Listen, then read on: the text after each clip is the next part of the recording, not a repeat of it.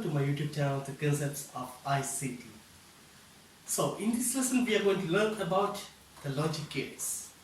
So it is an extension on the lesson series logic gates, and especially in this lesson we are going to learn about how to obtain Boolean expressions for truth tables and how to simplify them using Boolean algebraic loads.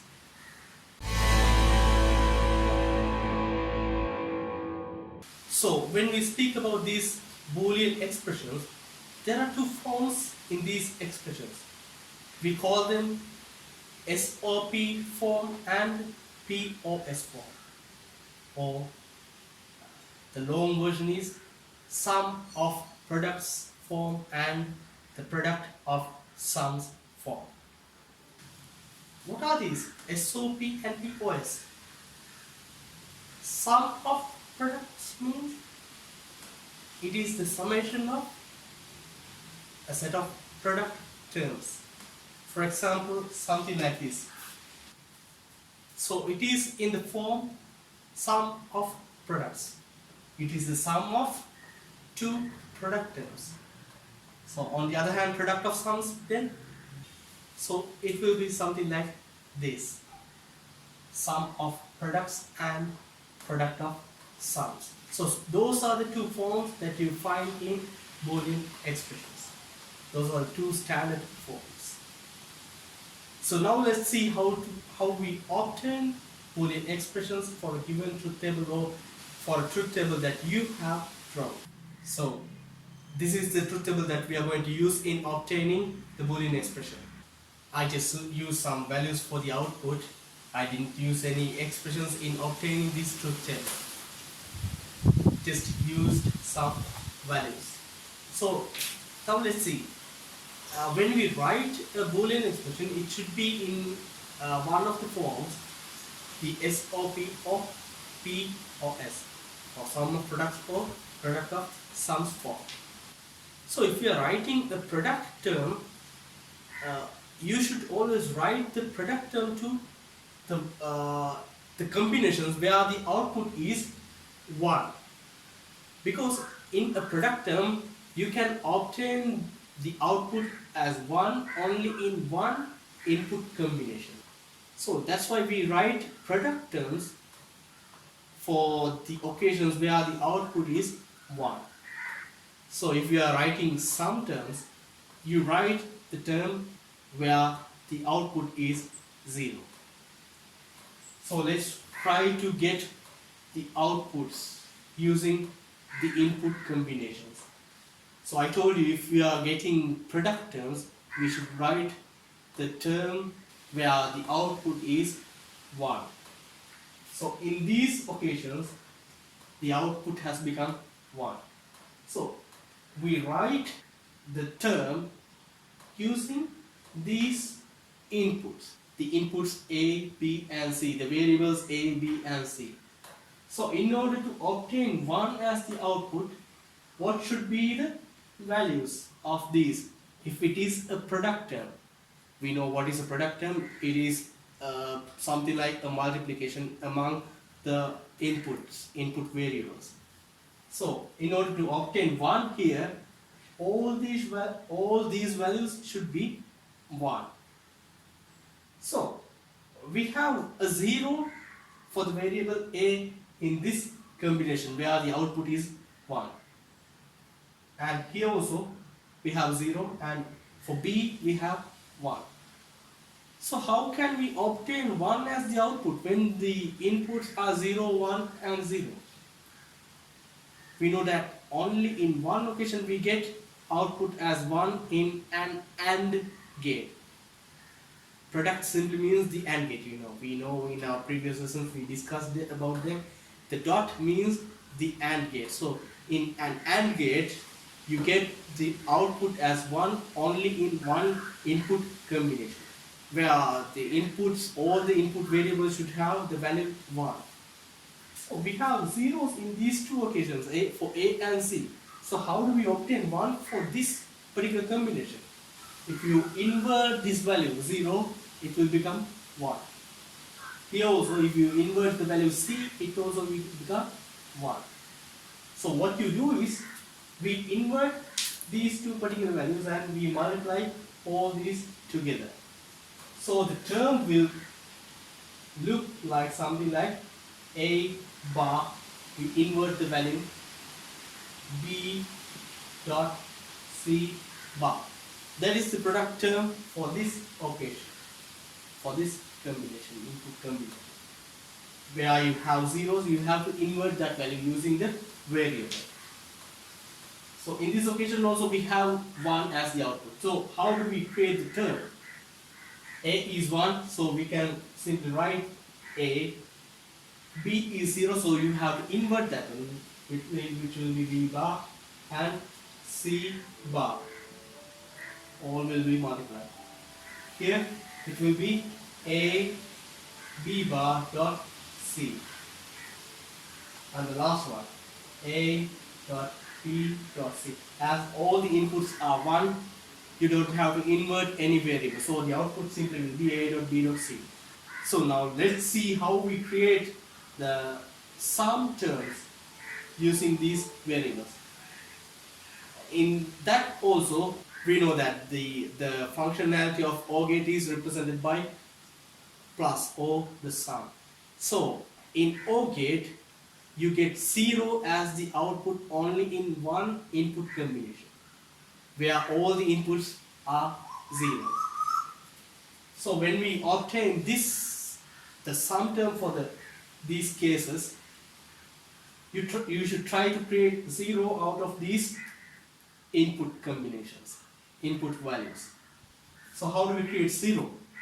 All the inputs should be 0.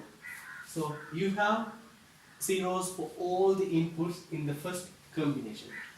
So you simply write it as A plus B plus C. For the second combination, you have 1 as 1 for the variable C. So what you do is you invert that particular variable and you write the term as A plus B plus C bar.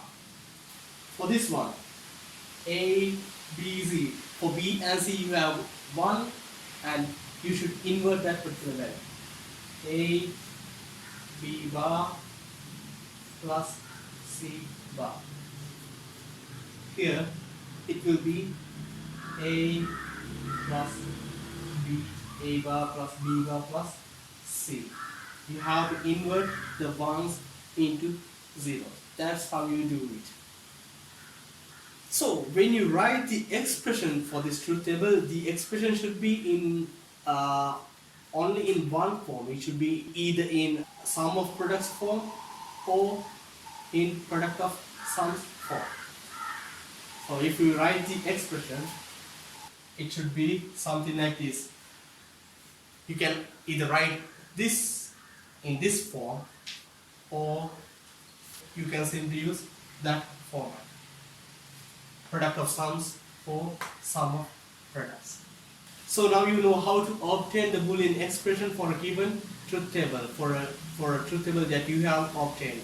So now let's try to simplify these expressions using the Boolean algebraic laws.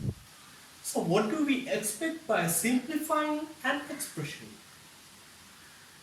What happens when you simplify an expression is the number of variables used in that particular expression, it becomes less. So when you draw a logical circuit for the simplified expression, the number of gates used in that particular circuit will be less. So that's what we expect by simplifying an expression. You try to reduce the cost of that particular circuit design. So now let's try to simplify this expression. So always you should try to reduce the number of variables used in that particular expression. So whatever the rule you are using in a particular step, you should always try to reduce the number of variables. So when you look at this expression and when you consider these two terms, the second one and third term, you can apply the distributive law. If you can't remember the laws that we use in Boolean algebraic expressions, simplifications, you can just go and watch my previous video on Boolean algebraic laws. So, when you apply the distributive law for these two, the a dot b bar is common for these two terms, so we can get those out. So you can write the second step like this: a dot b bar, c bar plus c, a dot b dot c. So what is c bar plus c? It is always 1. What is that rule? That is the inverse law or complement law. So a dot b bar into 1 is a dot b bar. That rule is the identity law. So you can simply use identity law here, and if you take these two terms, the common value is a. That is again distributive law. So b bar plus bc, what is that? Have you seen a rule like this? You must have. That is the redundancy law. That is not exactly in that form, but it is something like this: a plus a bar b equals a plus b. So can't we apply that here? Here we have b bar plus bc. So what happens in this rule is the same variable is used in both terms, and one is the inverse of the other. So here also we have the same thing: b bar plus bc. This is the inverse of b bar. So we can apply the redundancy law in this step. So here what is the law that we can apply?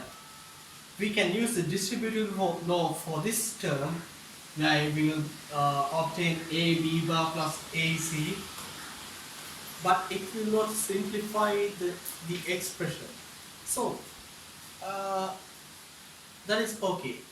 This is the simplified version of this particular expression. Here we had around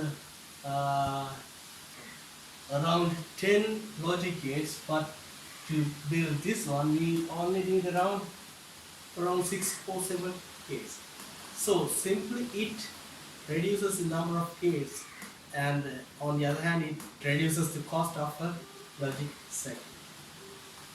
So that's it.